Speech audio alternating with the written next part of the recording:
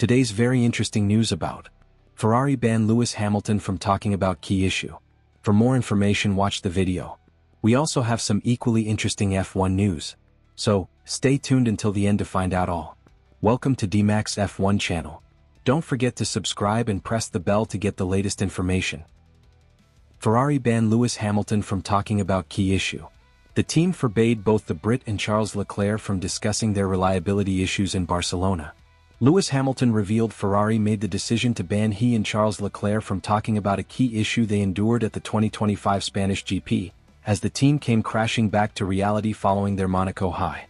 The seven-time world champion and the Monegasque racer came close to pulling off a memorable effort in Monte Carlo on May 25 as Hamilton qualified 4th, 7th after a grid penalty, whilst Leclerc very narrowly missed out on the top spot to Lando Norris. The performance had surprised the Scuderia, who had fears the slow corners would leave them a long way behind McLaren, Red Bull and Mercedes and in the clutches of the rest of the field, as they missed out on pole by just over a tenth of a second. However, at the Circuit de Barcelona Catalunya, a weekend later, they received a brutal reality check by qualifying 5th and 7th and almost half a second off Oscar Piastri's fastest lap in Q3.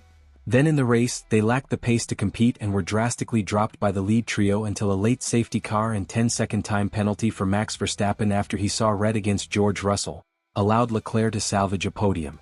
Their British recruit, on the other hand, had some kind of unspecified issue and eventually was overtaken by Nico Hülkenberg's Sauber on lap 65, despite the lime green car starting from 15th and trailing the Scuderia by 149 points in the Constructors' Championship. And ahead of the 10th round of the campaign in Canada, Hamilton reveals Ferrari made the decision to ban he and Leclerc from talking about the key issue hampering them at the Spanish GP. Unfortunately, the team yesterday said they didn't really want us to talk too much about it, Hamilton told media, including Total-Motorsport.com. But we both had issues that were hindering us massively from halfway through the race already. I didn't know whether or not we had that problem, but I said on the radio that it was the worst feeling car I'd ever had, and it truly was with that issue.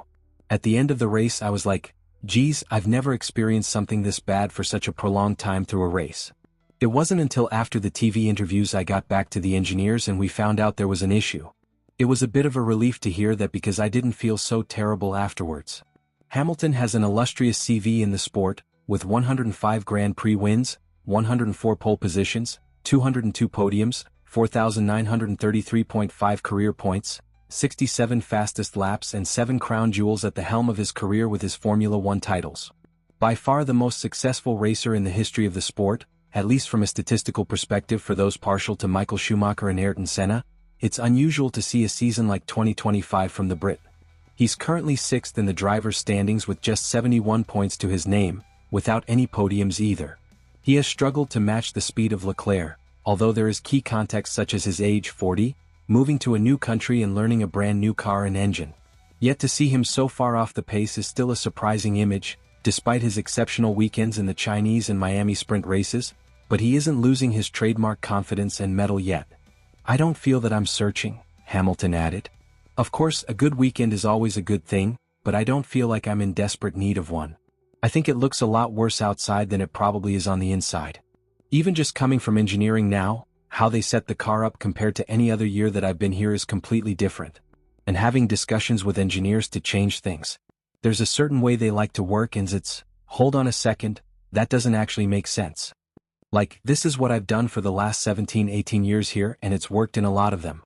So, getting those things to consistently work with the team and making sure you're working in a constructive way to make changes. The car has a real sweet spot and we're trying to get it working at all those tracks which everyone's having a struggle with. Yeah. I'm hoping this weekend can be strong.